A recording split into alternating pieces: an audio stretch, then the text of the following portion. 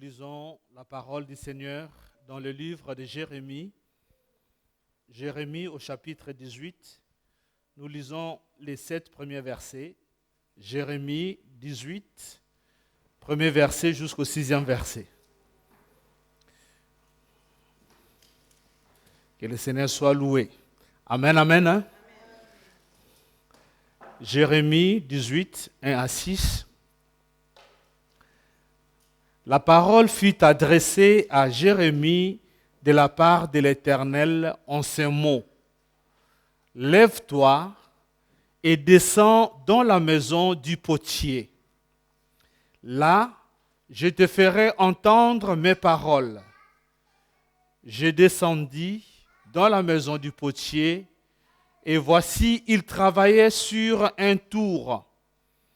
Les vases qu'il faisait ne reçut pas.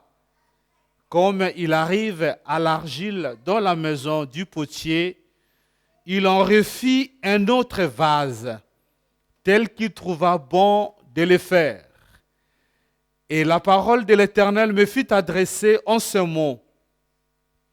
Ne puis-je pas agir envers vous comme ce potier, maison d'Israël, dit l'Éternel.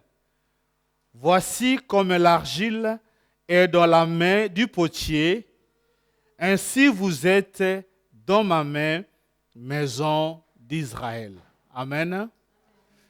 Vous allez m'aider à pouvoir faire parvenir cette parole auprès de ton voisin, ton frère et ta sœur. Dites à celle ou à celui qui est à côté de toi que tu es l'argile entre les mains du potier. Amen. Dis à ton voisin que tu es l'argile. Alors, on va essayer de lire les mêmes textes en allemand. Ernest, nous lisons. Tu peux lire en allemand, s'il te plaît.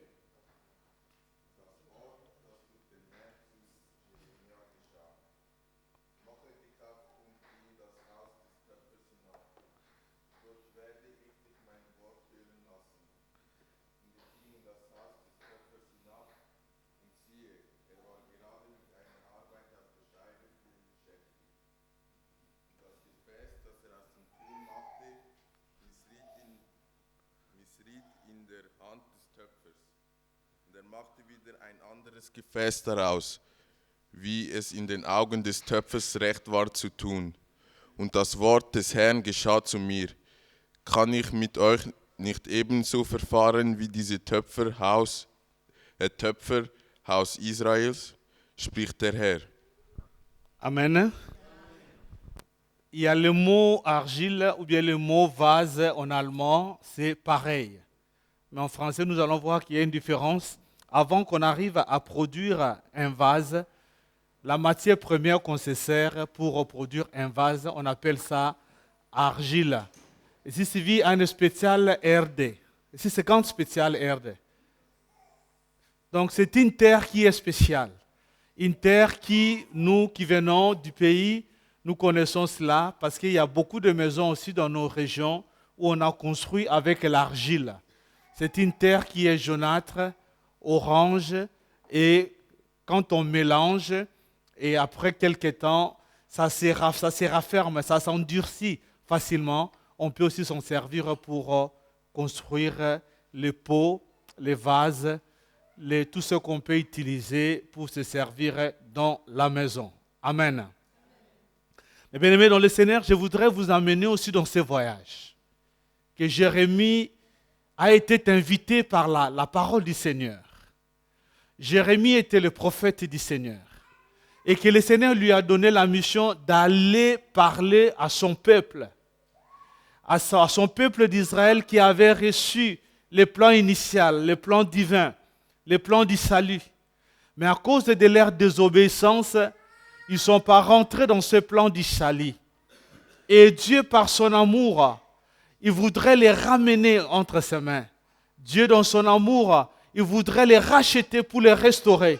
Et il est en train maintenant d'insister auprès de Jérémie pour que Jérémie il puisse vivre une expérience qui va lui inspirer les messages qu'il va apporter par la suite auprès de son peuple. Amen, le peuple de Dieu. La Bible nous dit, la parole fut adressée à Jérémie en ce mot. Lève-toi et descends dans la maison du potier. Nous voulons comprendre ces scénarios, comment ça s'est passé. Beaucoup de gens ne connaissent même pas qu'est-ce que c'est un potier. On peut peut-être même pas imaginer comment un potier travaille, dans quelles circonstances un potier travaille. Mais sur cette réalité qui est physique, il y a les réalités spirituelles que le Seigneur cache derrière. Amen. Alors le Seigneur voudrait aujourd'hui aussi nous rappeler à nous qui sommes enfants de Dieu, qui avons aussi connu l'amour de Dieu, qui avons aussi connu le divin potier, qui avons aussi été touchés par la main de ce divin potier, et qui peut-être à cause de la désobéissance ou à cause de négligence, on se retrouve aujourd'hui comme ce potier, c'est-à-dire qui n'a pas reçu et qui est maintenant mis à part. Mais le Seigneur ne voudrait pas vraiment oublier, il ne t'a pas oublié, il ne voudrait pas te mettre totalement à part, il voudrait que tu reviennes en lui. C'est pour cette raison qu'il t'interpelle à travers cette parole. Alléluia. Le voyage de Jérémie va nous permettre à comprendre l'essentiel de ce message. Jérémie, quand il va rentrer dans la maison du potier, il va être d'abord frappé par la quantité d'argile qu'il va trouver devant la maison du potier. L'argile, pour le potier, c'est la matière première. Le potier ne peut pas travailler sans argile. La matière première, il en a besoin pour pouvoir produire. C'est comme une société, une usine, qui, pour pouvoir produire le produit fini qu'il va mettre à la vente, il a besoin de la matière première. Et mon frère, ma sœur, laisse-moi te dire que nous sommes comme la matière première aux mains de notre Seigneur. Seigneur, il nous a choisis pour que le Seigneur il arrive à accomplir sa mission, pour que le Seigneur il arrive à pouvoir valoriser son nom ici pendant le temps que nous sommes ici sur la terre. Il veut se servir de nous comme des argiles. Il veut nous façonner, il veut nous modeler, il veut nous donner de la valeur. Mon frère, ma soeur, il ne faut pas te négliger. Même dans quel état que toi tu te trouves, le Seigneur il est en train de te rappeler aujourd'hui que tu es l'argile entre ses mains. Il est capable de pouvoir te restaurer. Il est capable de pouvoir te changer ta vie. Il est capable de pouvoir apporter les changements qui conviennent dans ta vie pour que tu puisses vraiment retrouver la gloire et la valeur aux yeux des gens qui aujourd'hui peut-être te considèrent comme tu n'as pas la valeur, tu es qu'une simple argile. Mais voilà ce que le Seigneur veut à travers ce message. Alléluia. Jérémie va voir dans la maison du potier, à part l'argile, il va voir encore les serviteurs qui étaient dans ces maisons de potier et qui jouaient un rôle très important. Parce que l'argile, qui est la matière première aux mains du potier, avant qu'on puisse transformer cette argile, on doit d'abord enlever toute pureté ou toute scorie ou tout ce qui peut déranger que la matière première puisse être vraiment bien travaillée. Vous savez, comme l'or, quand on prend l'or de la terre, l'or qu'on prend de la terre, il contient encore beaucoup d'impuretés tout autour. On doit d'abord purifier cet or. On doit d'abord travailler cet or. De la même manière, avant de pouvoir couper l'argile et le mettre dans le tour, on doit d'abord commencer à enlever toute saleté, toute impurité qui contiennent l'argile. Il en est ainsi de nous, mon frère, ma soeur. Lorsque nous venons dans la main de Dieu, lorsque nous venons dans la présence de Dieu, Dieu il nous accepte tels que nous sommes. Nous venons avec des imperfections. Lorsque nous venons dans la présence de Dieu, nous venons avec beaucoup de défauts. Personne parmi nous peut prétendre que dès le premier jour qu'il est venu dans le Seigneur, et il était parfait. Mais au contraire, le Seigneur, il nous accepte tels que nous sommes. Et dans ses mains, il nous donne la possibilité de pouvoir nous purifier à travers le sang de son Fils Jésus. Dans ses mains, il nous donne la possibilité de pouvoir entendre la parole pour rentrer dans la repentance et dans la sanctification. Voilà ce que le Seigneur veut pour la vie d'un chacun de nous. C'est l'expérience que Jérémie va vivre dans la maison du potier. Il va voir l'argile, mais cette argile devait d'abord être préparée avant de pouvoir le jeter dans le tour. Et comment, de quelle manière cela va se passer, mon frère? Moi, j'imagine, nous sommes maintenant dans l'époque où la Bible nous indique que c'était en 586 avant Jésus-Christ. Donc, c'était une époque qui est rudimentaire. Les gens ne travaillaient pas avec la machine. Les gens travaillaient avec les mains, avec le pied. Donc, l'argile qui était dans la maison du potier, pour pouvoir le rendre tendre, pour pouvoir travailler cette argile et que ça devienne malléable, cela veut dire qu'utilisable, on devait marcher sur cette argile avec le pied pour permettre que l'argile soit mélangée et que les gens qui marchaient avec le pied sur l'argile, ils vont détecter les racines, les déchets qui sont dans l'argile et ils vont commencer à enlever les déchets là pour permettre que l'argile devienne pure pour les mettre dans le four. Alléluia. Si je demande dans l'assemblée qui parmi nous aimerait vraiment être piétiné dans sa vie, beaucoup me répondront pas moi. Alléluia. Qui parmi nous aimerait être piétiné dans sa vie? Est-ce qu'il y a quelqu'un qui aimerait être piétiné? J'ai entendu là-bas personne. Et il n'y a personne aussi qui réagit dans l'assemblée. Personne n'accepte d'être piétiné, d'être tamisé, d'être écrasé, d'être brisé. Personne dans la salle. Alors mon frère, si nous disons que nous ne pouvons pas accepter d'être piétinés, d'être vraiment, qu'on marche sur nous, nous risquons de rester des argiles sans valeur et nous n'allons pas atteindre l'étape finale de devenir des vases d'honneur. Amen. Être piétiné, cela veut dire tout simplement, mon frère, ma soeur, que les serviteurs ou les gens que Dieu a mis devant toi, ils puissent t'amener dans la voie de la repentance. Ils puissent te corriger à travers la parole. D'où les difficultés que nous trouvons aujourd'hui dans les églises.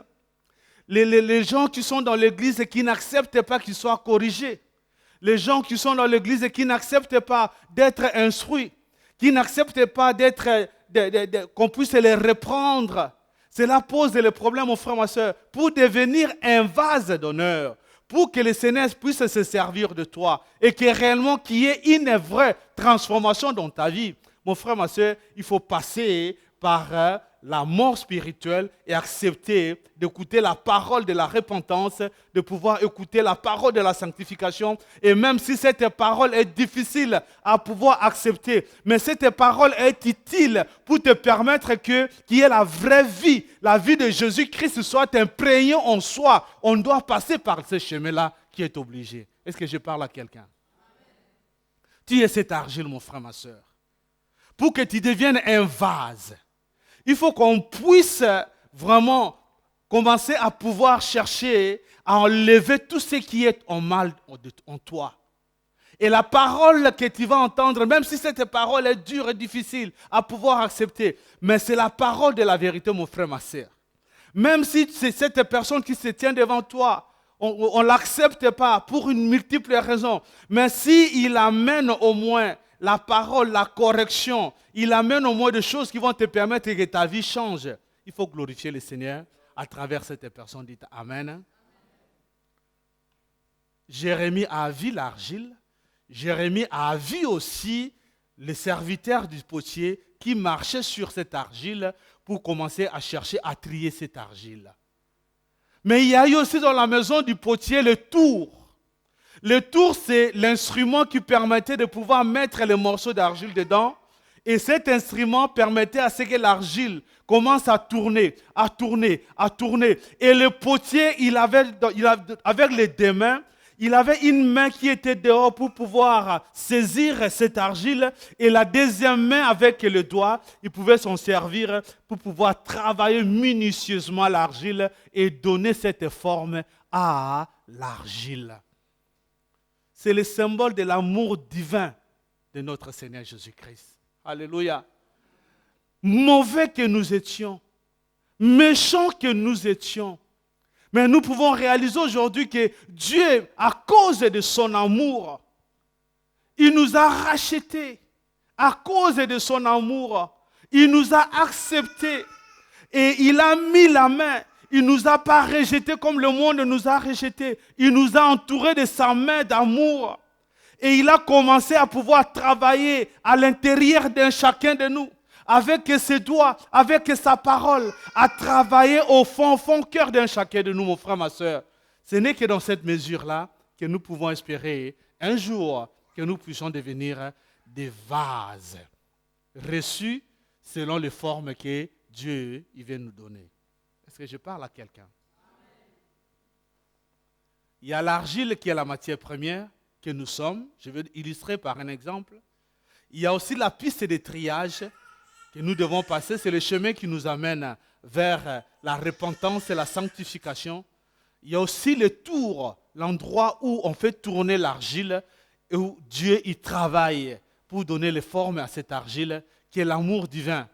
Mais voilà qu'il arrive aussi dans notre vie à cause de la désobéissance, à cause de beaucoup de raisons, de l'incrédulité, de la dureté de notre cœur, malgré l'amour de Dieu, malgré la grâce de Dieu. Il y a des gens qui ne saisissent pas la grâce de Dieu. Il y a des gens qui ne saisissent pas l'amour de Dieu. Dieu leur montre l'amour. Dieu étend la grâce à pouvoir leur communiquer la parole. Mais lorsqu'on ne saisit pas la grâce de Dieu, lorsqu'on n'arrive pas à obéir à la parole de Dieu, on risque de tomber dans le cas de ces vases qui est sorti de la tour, mais ce vase n'a pas reçu parce que ce vase n'avait pas la forme que les potiers voulaient qu'ils puissent avoir. Alléluia. Peut-être cet après-midi, tu es dans ce cas-là. À cause de la désobéissance, mon frère, ma sœur, il s'est fait que jusque-là, tu n'as pas encore été transformé. La vie de Jésus n'a pas encore été imprégnée dans ta vie. Jésus-Christ n'a pas encore pris la forme dans ton cœur. Jésus-Christ, il ne s'est pas encore imprégné dans ton caractère. Tu es enfant de Dieu, tu viens à l'église, tu sers Dieu, mais tu vis dans la désobéissance, tu vis dans la débauche, tu vis je ne sais pas quoi. Tu es ces vases qui, au lieu qu'ils puissent sortir comme le potier veut qu'ils sortent, tu es ces vases-là qui jusque-là n'a pas encore été, qui n'a pas encore reçu à recevoir la forme que le Seigneur voudrait. Amen, amen. Mais le Seigneur voudrait te récupérer aujourd'hui. Le Seigneur voudrait te restaurer aujourd'hui. Mais cela est possible lorsque tu vas reconnaître qu'il y a des domaines dans ma vie que je n'ai pas encore laissé la main libre à ce divin potier de pouvoir me transformer.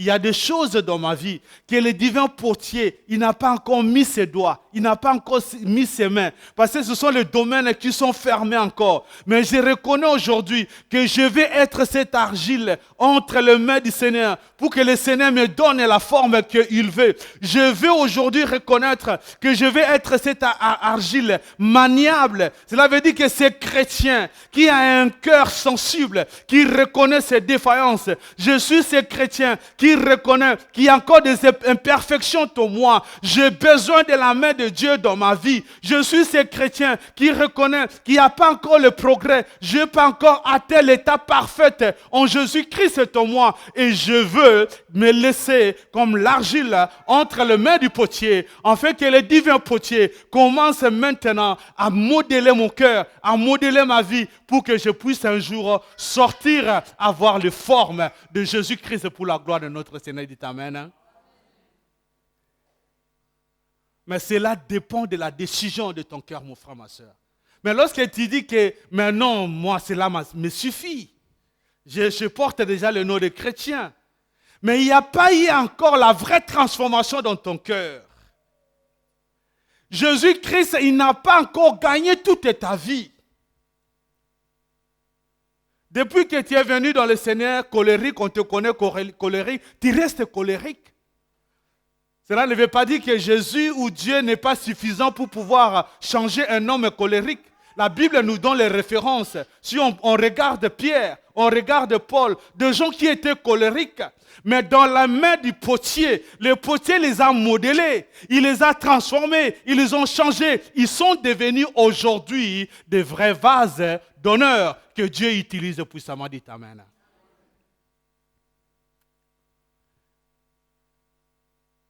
Mais sur ce processus que le Seigneur voudrait nous transformer, nous changer, il y a aussi le four. Quand le potier, il a donné les formes à l'argile, avant que l'argile puisse être utilisée, il faut que l'argile puisse se sécher, afin que l'argile devienne rigide. Et il passe des fois, pas des fois, mais il doit passer obligatoirement par le four. Le four, c'est la fournaise des épreuves dans la vie chrétienne. Alléluia. En tant qu'enfant de Dieu, laisse-moi vous dire, mon frère, c'est à travers les difficultés, les épreuves que le Seigneur y veut nous façonner.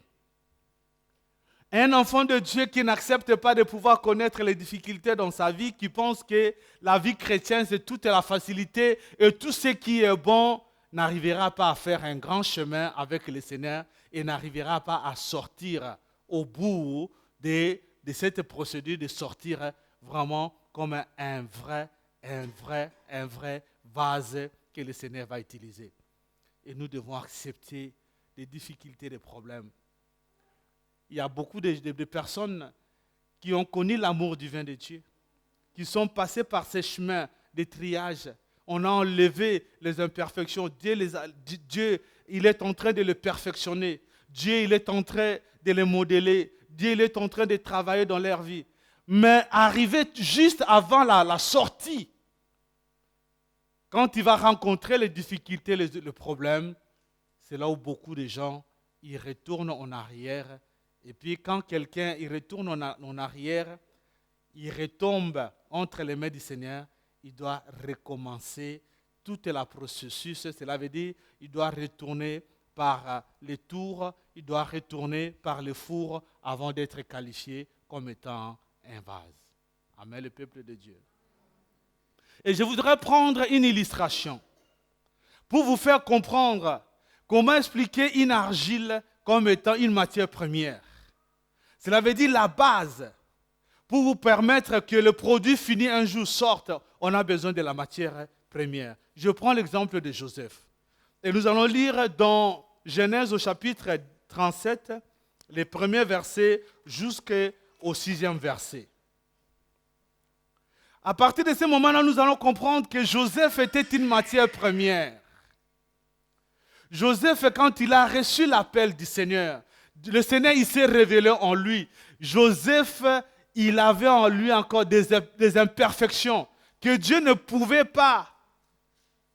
Genèse 37,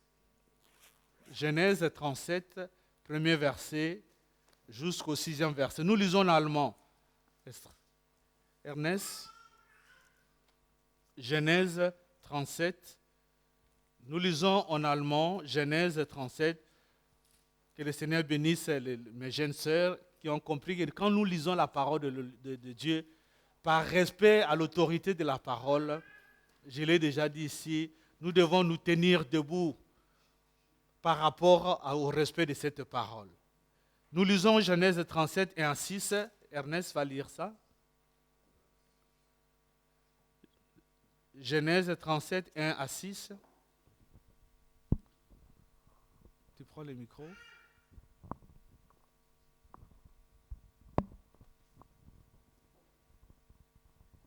Je lis au nom de Jésus. Amen. Jakob wurde im Land Kanaan sesshaft, in dem auch schon sein Vater Isaac als Fremder gelebt hatte. Und so geht seine Geschichte weiter. Jakobs Sohn Josef war inzwischen 17 Jahre alt. Seine Aufgabe war es, die Schaf- und Ziegenherde seines Vaters zu hüten, zusammen mit seinen Halbbrüdern, den Söhnen von Bilja und Silpa. Zu Hause verriet er seinem Vater, was die Brüder Schlechtes taten. Jakob liebte Josef mehr als die anderen Söhne, weil er ihn noch im hohen Alter bekommen hatte. Darum ließ er für ihn ein besonders vornehmes und prächtiges Gewand anfertigen. Natürlich merkten Josefs Brüder, dass ihr Vater ihn bevorzugte.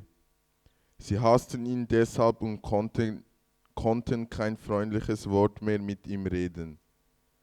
Eines Nachts hatte Josef einen Traum.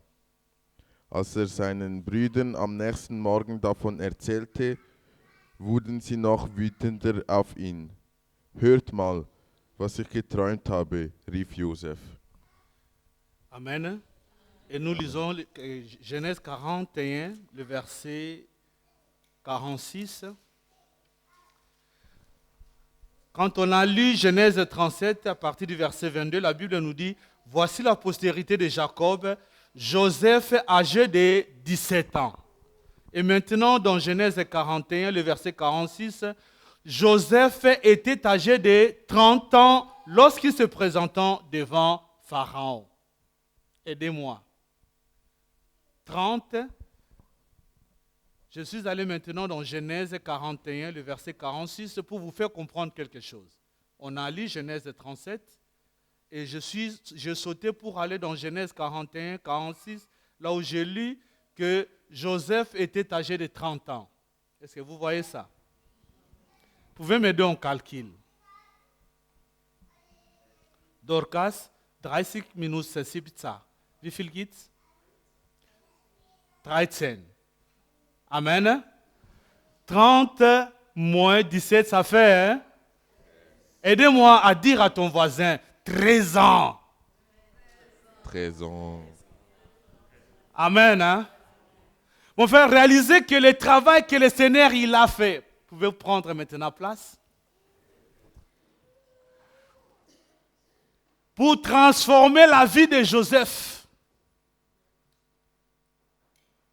Le Seigneur, il a eu besoin de 13 ans.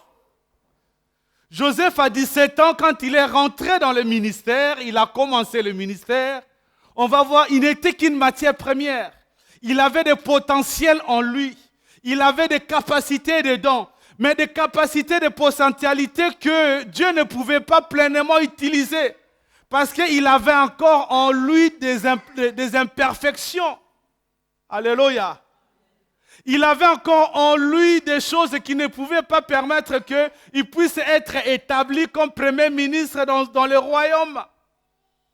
Il n'était qu'une argile, qui était fragile, qui était faible, qui égorgeait ou contenait des imperfections. Laisse-moi te dire, mon frère, ma soeur, peut-être en ce moment-là, tu es cette argile, tu es ce Joseph, qui a des imperfections, mais voilà de quelle manière Dieu a déployé le plan divin.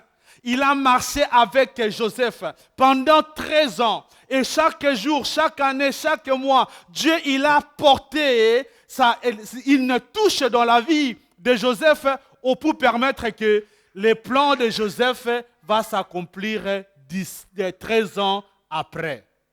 Alléluia. Je ne sais pas toi et moi, mon frère.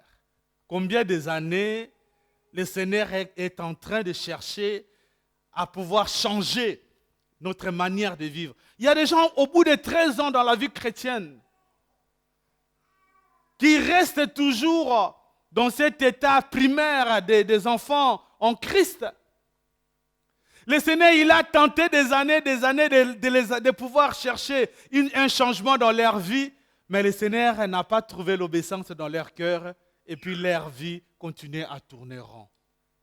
Mais je donne maintenant l'exemple de Joseph pour vous dire que Joseph, à 17 ans, il manifestait encore des défaillances. Joseph, à 17 ans, il était un rapporteur. Il était un diviseur. Dieu il cherchait un rassembleur. Dieu il cherchait quelqu'un qui pouvait réunir toute la famille. Dieu cherchait quelqu'un qui pouvait jouer le rôle d'un leader, de quelqu'un qui peut être la tête de train pour pouvoir amener les autres dans le bon port. Mais Joseph, à ce moment-là, il était un rapporteur, songueur. Vous savez, quand Joseph était avec ses frères, Joseph, il ne disait rien. Pendant que les frères de Joseph, les Rubens et les autres, ils étaient là, lui ne disait rien. Mais dès que les frères de Joseph, ils tournaient le dos et le père de Joseph se trouve avec Joseph, Joseph commençait à raconter les bobards auprès de son père. Ça, c'était un défaut que beaucoup des enfants de Dieu, ils ont encore. malgré les années dans la vie chrétienne, mais ils n'arrivent pas à pouvoir se séparer de songi, ou ce qu'on dit les ondits ou les critiques. Mais le Seigneur voudrait aujourd'hui que tu puisses reconnaître. Tu es cette argile dans ses mains. Il veut tout simplement que tu reconnaisses que, Seigneur, moi je viens auprès de toi. J'abandonne mon cœur, ma vie. Seigneur, je voudrais que quelque chose change. Je voudrais que je sorte de ce stade de Joseph, gamin, rapporteur, diviseur. Je vais grandir. Je vais rentrer dans le ministère. Je vais voir l'accomplissement de ton plan. Je reconnais que jusque-là, il n'y a eu que des mensonges, qu'il n'y a eu que des racontas de choses dans mon cœur. Seigneur, prends ma vie et change ma vie. Il va changer quelque chose dans ta vie. Il va te modeler. Mon frère, ne négligeons pas. Il y a une puissance efficace, une puissance transformatrice dans la main de Dieu pour la personne qui accepte de vivre la communion avec Dieu. Dieu est capable de changer un méchant. Dieu est capable de changer un assassin. Dieu est capable, mais dans la mesure que cette personne abandonne sa vie entre les mains de Dieu. Il reconnaît à Dieu que réellement j'ai été un assassin, mais je mets fin à cet état de choses et je voudrais que maintenant tu commences à modeler, à changer ma vie parce que tu es le divin potier. Tu es capable de restaurer la vie, tu es capable de changer la vie. Est-ce que je parle à quelqu'un? Et lorsque nous lisons dans Genèse 33 et 37, la suite que le bien-aimé l'a lu tout à l'heure, on va voir qu'il y avait encore beaucoup d'autres imperfections dans la vie de Joseph. Joseph n'avait pas encore la sagesse. Dieu il cherchait quelqu'un qui va diriger les royaumes en Égypte qui avait la sagesse. Des exemples nous montrent qu'il manquait la sagesse. Dieu va se révéler dans sa vie. Il va lui montrer un songe. Au lieu de pouvoir garder, la Bible déclare que la gloire de Dieu, c'est de garder les choses dans nos cœurs. Mais au lieu de garder les secrets dans son cœur, Joseph, il va réunir encore toute sa famille et il va dire que nous étions en train de lier les gerbes. Et voilà, ce n'est que ma gerbe qui s'est tenue debout. Et voilà, tous les autres gerbes m'entouraient et tous les autres gerbes se prosternaient devant moi. Et tout de suite, son père et sa mère vont réagir. Est-ce que toi, vraiment, tu veux nous gouverner? Tu veux vraiment être au-devant de nous? Il manquait la sagesse. Et Dieu va se révéler encore par la suite avec le deuxième songe. Et pourtant, à cause de l'impartialité de son père, il était déjà mal aimé par ses frères. Mais Dieu, quand il va se révéler encore la deuxième fois, il va lui montrer le soleil, la lune et les 11 lune qui était tout autour de lui, il va encore apporter ses songes auprès de ses frères. Les frères vont encore les haïr davantage. Mais nous allons voir que c'était une école de Dieu. Amen. Le Dieu voudrait que nous puissions comprendre que dans ses mains, nous passons par une bonne école. Dieu est capable de pouvoir nous changer. Dieu est capable de pouvoir nous donner la forme. Je ne vais pas quitter Joseph, mais laisse-moi vous dire tout simplement, la Bible nous dit qu'il a créé Jacob. Jacob était quelqu'un qui avait beaucoup d'imperfections. Mais Dieu, il va former à travers la même personne qui avait des imperfections, il va former Israël. Un homme qui va être parfait. Mon frère, ma soeur, de la même manière, Dieu, il s'est servi de Joseph. Joseph, il a montré des imperfections. Mais nous allons voir, quand Dieu, il va déclencher les plans du salut, le plan de l'élévation, dans la vie de Joseph, beaucoup de choses vont changer. Alléluia. Joseph, il va rentrer, il va passer par l'école de Dieu. Quand Dieu va toucher le cœur de son père, il va l'envoyer aller visiter ses frères. Nous connaissons l'histoire de Joseph dans Genèse 37. On va voir de quelle manière le Seigneur il permet certaines choses, mon frère. Joseph qui avait la promesse de pouvoir régner sur ses frères, mais il va se retrouver entre les mains de ses frères dans la citerne. Alléluia. Quelquefois, on ne peut pas imaginer, mon frère, avant l'élévation, Dieu peut permettre que tu puisses te retrouver au fond de difficultés dans ta vie. Mais ce n'est pas pour autant qu'on pense que Dieu t'a abandonné. Dieu n'avait pas abandonné Joseph. Mais Dieu, il voulait corriger Joseph. Dieu il voulait enseigner Joseph. Dieu il voulait que Joseph, son caractère et ses imperfections arrivent à changer. Il se pourrait que ça soit dans ta vie, mon frère, ma soeur. Les difficultés, les problèmes que tu es en train de passer, ce n'est pas que Dieu t'a abandonné, mais Dieu veut forger ton caractère. Dieu veut changer quelque chose dans ta vie. Ce n'est pas que Dieu t'a abandonné. Il nous arrive tous, mon frère, ma soeur, dans nos vies, à passer par des difficultés, à penser vraiment, est-ce que le Dieu que moi je sais, il est vivant? Mais nous devons reconnaître, parce que par la suite, je l'ai reconnu, le Dieu que nous servons, il est un Dieu qui est vivant. Sa parole, c'est une prophétie dont le temps est déjà fixé. Une prophétie qui marche à son terme. Laisse-moi te dire, même si la promesse de Dieu tarde, je vous dis, Dieu est fidèle. La promesse de Dieu finira par s'accomplir. C'est ce qui est arrivé dans la vie de Joseph. Cela a tardé 13 ans durant. Et durant les 13 ans de cette marche de Joseph dans le désert, il a connu que des déboires.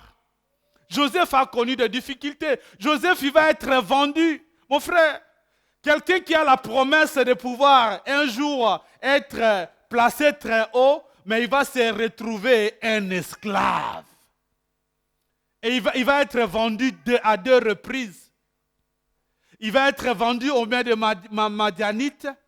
Et les Madianites vont le vendre auprès de ce général de Pharaon qui s'appelait Potiphar. Vous savez, c'est quelque chose. Nous, on n'a pas connu l'esclavagisme, mon frère. Cela a été déjà aboli. Quelqu'un qui a la promesse de Dieu et qu'il va se retrouver comme une marchandise à pouvoir être vendu comme un esclave, c'est quelque chose qui est difficile à accepter. Mais la promesse de Dieu était valable dans la vie de Joseph. La promesse de Dieu est valable malgré les difficultés, les problèmes que tu es en train de connaître. La promesse de Dieu est valable dans ta vie. Dites Amen. Mais pour voir la réalisation de cette promesse, attache-toi à Dieu. Attache-toi à Dieu. Mon frère, ma soeur, reste dans les mains de Dieu. Il ne faut pas déraper, il ne faut pas sortir. Mais mon frère, ma soeur, garde la crainte de Dieu. Ça, c'est l'image de Joseph. Joseph, il a été vendu auprès de Potiphar. Il va se retrouver dans la maison de Potiphar. La femme de Potiphar va essayer de draguer Joseph. Mais Joseph n'a pas dénié Dieu.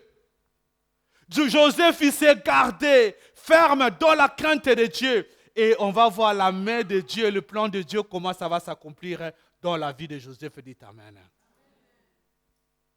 Mon frère, acceptons d'être l'argile entre les mains de notre Dieu. Acceptons, mon frère, de pouvoir abandonner toute notre vie. Que le Seigneur nous conduise. Même si tu es dans les difficultés, il ne faut pas penser qu'il t'a abandonné. Mais c'est le chemin de l'élévation. Le Seigneur, il veut se servir des difficultés, des épreuves. Il l'a fait même pour les enfants d'Israël. Cela a été facile de passer par les chemins très courts. Mais il va les passer par les chemins détournés pour qu'ils apprennent à pouvoir se tenir ferme dans le combat. Et laisse-moi te dire cette vérité, mon frère, ma soeur, que la longueur du processus de changement dans ta vie ne dépend pas seulement du potier, mais dépend aussi de toi. Alléluia. Dépend de quelle manière toi tu réagis à la parole du Seigneur. Dépend de quelle manière toi tu réagis à l'appel du Seigneur. Il y a plus de 12 ans que le Seigneur t'a parlé d'abandonner certaines choses. Il y a l'Esprit de Dieu qui me met maintenant cette pensée à pouvoir le dire. Je ne connais pas si c'est une femme, si c'est un homme qui est dans la salle. Il y a plus de 12 ans que le Seigneur t'a demandé à abandonner une voie. Mais voilà que tu persévères dans la même direction. Le Seigneur, il t'interpelle aujourd'hui. Il te dit, mon fils, ma fille, tu es l'argile dans ses mains. Malgré ces trajets, malgré ces défaillances que tu as eues, malgré ces contretemps que toi tu as eu, malgré toutes ces choses que toi tu as gardées en toi. Mais le divin potier, il veut changer quelque chose dans ta vie. Le divin potier, il veut permettre que le plan de salut de notre Seigneur Jésus-Christ s'accomplisse dans ta vie. Le divin potier, il veut permettre que le plan de Dieu dans ta vie puisse s'accomplir. Il faut lui recommander ton cœur. Je connais le plan que j'ai formé sur vous. C'est un plan de bonheur et non de malheur, pour vous donner l'avenir et l'espérance. Mais il faut laisser les champs libres à Dieu. Il faut ouvrir ton cœur à Dieu. Il faut lui recommander toutes ces choses. Accepter même si cela est difficile. À nos jeunes sœurs, à nos jeunes frères. Nous devons nous conserver purs. Le plan de Dieu pour vous, mon frère, ma soeur. Tu ne sais pas quel est le plan de Dieu dans ta vie. Aujourd'hui, cela paraît être difficile. Parce qu'il y a encore des sacrifices à supporter. Mais conservons-nous purs. Conservons-nous, mon frère, mes jeunes frères, mes jeunes sœurs, à rester, à demeurer fermes dans la crainte de Dieu. Dieu veut faire de vous des vases d'honneur, que Dieu va se servir en son temps, même si cela tarde. Il ne faut pas céder. Il ne faut pas céder.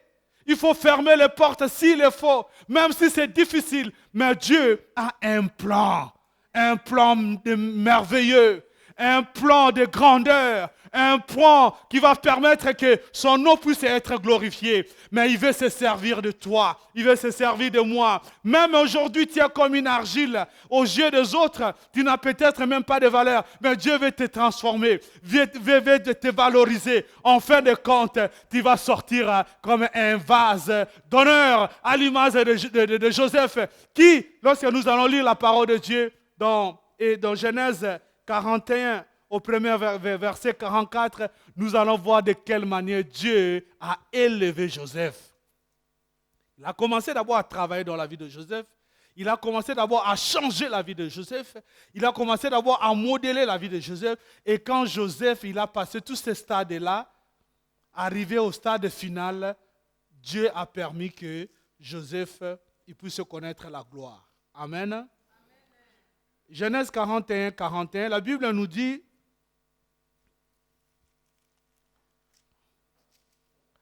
Pharaon dit à Joseph, vois, je te donne le commandement de tout le pays d'Égypte. Pharaon ôta son anneau de la main et le remit à la main de Joseph. Il est revêtu d'habits de fin lin, et lui mit un collier d'or au coude. Il le fit monter sur les chars qui suivaient les siens, et l'on criait devant lui à genoux. C'est ainsi que Pharaon lui donna le commandement de tous les pays d'Égypte. Amen. Amen. Que le Seigneur nous fortifie, mon frère, ma soeur. La Bible nous dit, Dieu, il prend des choses qui sont faibles pour pouvoir confondre ceux qui sont folles, ceux qui sont fortes. Alléluia. Tu étais jusque-là peut-être une faible argile, avec beaucoup d'imperfections. Mais aux yeux du Seigneur, tu étais une matière première et précieuse, parce que Dieu t'a choisi.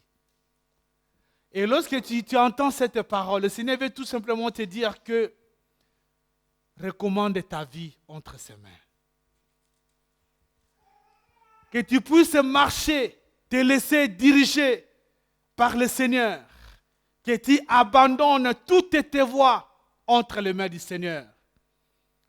Et s'il y a eu des défaillances, s'il y a eu des fautes, le Seigneur t'interpelle aujourd'hui à pouvoir rentrer tout simplement dans la repentance. Comme il parlait aux enfants d'Israël, comme l'argile aux mains du potier, vous êtes de la même manière comme des argiles dans mes mains. Les enfants d'Israël à qui le plan divin initial était pour le salut, c'était pour l'élévation, mais ils n'ont pas obéi à la parole du Seigneur. Mais le Seigneur, il va les appeler à la repentance, il va les appeler à la conversion pour permettre l'élévation, la grandeur dans leur vie. Le Seigneur t'interpelle aujourd'hui. Tu es cette argile. Le Seigneur, il veut modeler, il veut changer pour te permettre, que son plan dans ta vie puisse s'accomplir. Interpelle ton cœur, interpelle ta vie et que donne gloire à Dieu au nom de Jésus-Christ. Amen. Nous allons nous tenir debout. Nous allons prier que chacun de nous va se présenter devant le Seigneur. Il va dire, Seigneur, je suis l'argile entre tes mains. Fais de moi ce que tu veux. Seigneur, fais de moi ce que tu veux. Je donne ma vie.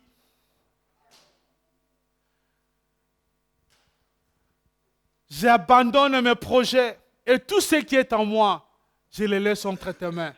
Seigneur, s'il y a des défauts, s'il y a des imperfections dans ma vie, Seigneur, change ma vie. Seigneur, corrige-moi, même si cela est difficile, corrige-moi. Et je veux obéir à ta parole. Car je voudrais, Seigneur Dieu de gloire, que je devienne un vase d'honneur, un vase utile, un vase propre, que toi tu vas te servir pour l'avancement de ton œuvre. Nous sommes en train de prier au nom de Jésus-Christ notre Seigneur.